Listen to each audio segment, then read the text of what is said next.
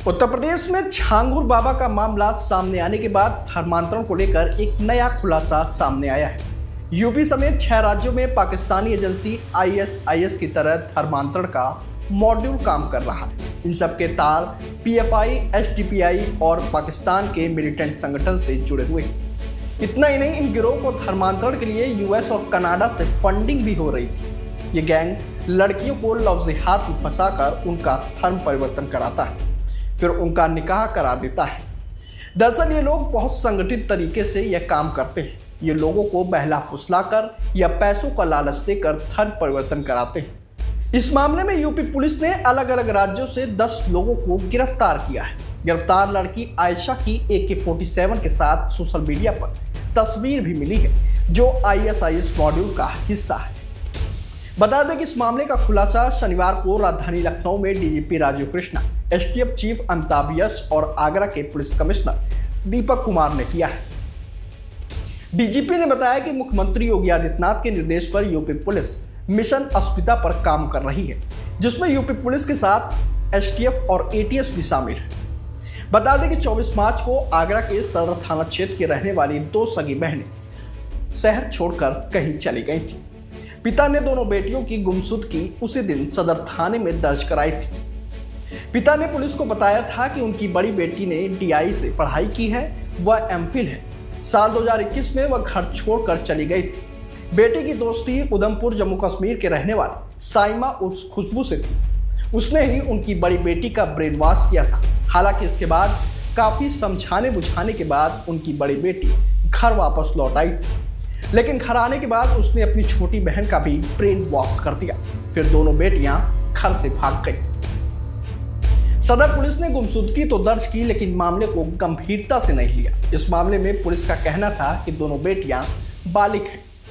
Police से सहयोग नहीं मिलने पर पीड़ित पिता अपनी दोनों बेटियों की तलाश में इधर उधर भटकता रहा। तमाम कोशिशों के बाद दोनों बेटियों के गायब होने के 41 दिन बाद यानी 4 मई 2025 को पुलिस ने अपहरण का केस दर्ज किया और जिसमें साइमा उर्फ खुशबू को नामजद किया गया। फिर जब पुलिस ने छानबीन की तो जो बातें सामने आई वह चौंकाने वाली थी। पता चला कि दोनों बहनें धर्मांतरण की मुहिम से जुड़ गई हैं, ठीक उसी अंदाज में जैसे फिल्म द केरल स्टोरी में युवतियां दूसरे युवतियों को फंसाती हुई नजर आती थी। मामले की जानकारी होने के बाद पुलिस हरकत में आई और जांच साइबर क्राइम पुलिस को दी गई। ऐसे में DGP राजीव कृष्णा ने इस पर संज्ञान लिया। साथ ही आगरा पुलिस कमिश्नर दीपक कुमार ने खुद पूरे मामले को देखना शुरू कर दिया। इसके बाद ADCP सिटी आदित्य के नेतृत्व में 7 टीमें बनाई गईं और पुलिस की छापेमारी शुरू कर दी गई। पुलिस की एक टीम बैरकपुर कोलकाता गई। सबसे पहले वहां से दोनों सगी बहनों के बारे में जानकारी जुटाई गई, उन्हें सुरक्षित निकाला गया। इसके बाद बैरकपुर छावनी में बकर महल निवासी शेखर रॉय उर्फ हसन अली को पकड़ा गया। आरोपी बारासात कोर्ट में एक कर्मचारी है। उससे पूछताछ के बाद पुलिस ने बैरकपुर के माणिकरामपुर इलाके में तबिश थी, वहां से रीत बनिक उर्फ मोहम्मद इब्राहिम को पकड़ा गया। दोनों को कोर्ट में पेश किया गया, जहां से 3 दिन की ट्रांजिट रिमांड मिल गई। टीम अब दोनों को लेकर आगरा आ रही है। वहीं पुलिस की दूसरी टीम ने ऋषिकेश उत्तराखंड के समस्तीपुर में तबिश थी। वहां से रहमान नाम के व्यक्ति को पकड़ा गया है, उसे भी आगरा लाया जा रहा है। इसके अलावा एक टीम ने बरेली में तबिश दी है। राजस्थान से भी एक आरोपी को गिरफ्तार किया गया है। पुलिस कमिश्नर दीपक कुमार के मुताबिक तबिश का दौर अभी जारी है। इस मामले में बड़ा खुलासा होने वाला है। पुलिस की टीमें लगातार छापेमारी करने में जुटी हुई हैं। इस वर्ष में मार्च माह में आगरा के सदर बाजार थाने में 2 सगी बहनें जिनकी उम्र 33 वर्ष व 18 वर्ष थी, जिनका नाम अमीना और जोया था, उस संबंध में सदर बाजार थाने में गुमशुदगी दर्ज कराई गई। इस प्रकरण की गंभीरता को देखते हुए उसको जो NBS की धारा है 87, 111, 3, 111, 4 जो BNS हमारी है भारतीय न्याय संहिता, उसकी इन 3 धाराओं में और 3/5 उत्तर प्रदेश विधि विरुद्ध धर्म संपरिवर्तन प्रतिषेध अधिनियम 2021 जो बनाया गया धर्म परिवर्तन के लिए, इसके अंतर्गत मुकदमा रजिस्टर्ड किया गया सदर बाजार थाने में।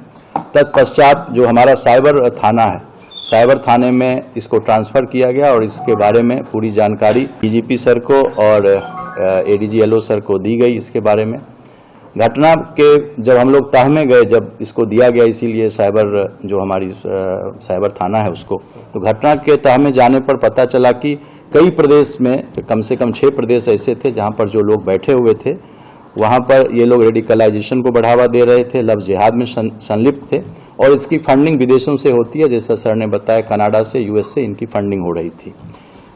घटना की इसको गंभीरता को देखते हुए डीजीपी महोदय के निर्देश पर मेरे द्वारा स्वयं इसका पर्यवेक्षण किया गया और एडिशनल डीसीपी हमारे एक आईपीएस ऑफिसर्स थे, वो इसको डायरेक्ट उन्होंने देखना शुरू किया और प्रतिदिन इस पर हम लोगों ने काम करना शुरू किया। घटना के संबंध में साक्ष्य जुटाने के बाद जो प्रकाश में 7 अभियुक्त आए थे उनके खिलाफ हमारे जो न्यायालय है आगरा की न्यायालय से उनके खिलाफ एनबीडब्ल्यू वारंट लिया गया तथा बंगाल, गोवा, उत्तरांचल, उत्तराखंड, दिल्ली, राजस्थान और उत्तर प्रदेश में 11 जगह पर हमने अपनी टीम को भेजा, जिसमें 45 से 50 लोग हमारे थे जो कि इस रेड की टीम में गए थे।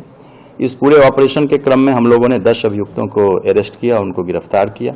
इस नेटवर्क में लव जिहाद का उपयोग कर तथा विदेश से प्राप्त धन से धर्म परिवर्तन व रेडिकलाइजेशन के हमारे पास सबूत और साक्ष्य मिले हैं और यह प्रणाली जो है वह ISIS का जो सिग्नेचर तरीका होता है, जो उसका प्रतिरूपण है, जो ये करते हैं, वो ठीक उसी तरह से इस चीज़ को किया गया है। गिरफ्तार अभियुक्त का पूरे नेटवर्क में सबकी अपनी अपनी अलग अलग भूमिका है। किसी की भूमिका इसमें जो पकड़े गए हैं 10 लोग, किन्हीं का काम फंड प्राप्त करना है, किसी को उस फंड को चैनलाइज करना है, किन्हीं को सेफ हाउस उसको मुहैया कराना है, लीगल एडवाइस देने के लिए इनकी एक अलग टीम थी, नया फ़ोन और नया सिम देना, लोगों को प्रेम जाल में जो लोग उनको अपने पास फंसाते थे फिर उनकी शादी कराने के लिए और धर्म परिवर्तन के लिए सब्जबाग दिखाकर प्रेरित करने के लिए और उसके संबंध में जो डॉक्यूमेंट्स होता है, पेपर तैयार करना, ये सभी ये जो ग्रुप थे इसमें ये शामिल थे। अभी विवेचना हमारी शुरुआती स्टेज में है और जो अभियुक्त हमारे आए हैं एनबीडब्ल्यू पर, उनका हम लोग आगे पुलिस कस्टडी रिमांड लेंगे और विवेचना फिर आगे की। सरकार के इन प्रयासों के क्रम में कुछ विशिष्ट चुनौतियां हैं जिनका सामना करने के लिए उत्तर प्रदेश पुलिस ने एक मिशन अस्मिता लॉन्च किया था, जिसमें पूर्व में अवैध धर्म परिवर्तन के सिंडिकेट के कुछ अभियुक्त गिरफ्तार किए गए थे। इसमें मोहम्मद उमर गौतम, मुफ्ती जहांगीर आलम कासमी, इनको ATS ने गिरफ्तार किया था। इसी क्रम में हाल में छांगुर बाबा उर्फ जमालुद्दीन उर्फ जलालुद्दीन के अवैध धर्म परिवर्तन के सिंडिकेट को भी उसको पर्दाफाश किया गया। STF के द्वारा और ATS के द्वारा उसकी इन्वेस्टिगेशन जारी है, जिसमें कई चौंकाने वाले तथ्य सामने आए हैं। यह अभियान जिहाद के नाम पर अंतर्राष्ट्रीय जिहादी फंडिंग प्राप्त करने, रेडिकलाइजेशन की कार्रवाई करने और राष्ट्रीय सुरक्षा में सेंध लगाने के उद्देश्य से अवैध धर्मांतरण, डार्क वेब और अन्य नेटवर्क के जरिए गंभीर अपराध करने वाले अपराधियों के विरुद्ध है। इसी कड़ी में जनपद आगरा में हाल में ही एक उल्लेखनीय कार्य किया गया है, जिसके बारे में अभी कमिश्नर पुलिस आगरा डिटेल में बताएंगे। इस कड़ी में 6 प्रदेशों में साइमल्टेनियस दबिश देकर के 10 लोगों को गिरफ्तार किया गया है, जो कि देश के विभिन्न राज्यों में विशेष तौर पर कम उम्र की लड़कियों को प्रलोभन, लव जिहाद और अन्य तरीकों से प्रभावित करके धर्मांतरण के कार्य में लिप्त थे। अवैध धर्मांतरण का यह मोडस ऑपरेंडी ISIS का सिग्नेचर स्टाइल है। अभी तक प्रारंभिक जांच में इस ग्रुप का संबंध PFI से, SDPI से और पाकिस्तान के आतंकी संगठनों से भी होने के संकेत मिले हैं।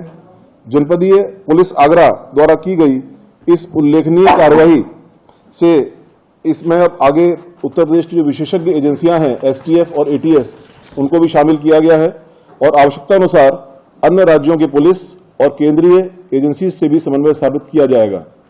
अभी तक इसमें कनाडा, अमेरिका, लंदन और दुबई से फंडिंग के और उनके संलिप्तता के उनके वहां पर रह रहे कुछ लोगों के साथ में संलिप्तता के सबूत मिले हैं, जिसके आधार पर आगे की कार्रवाई की जा रही है।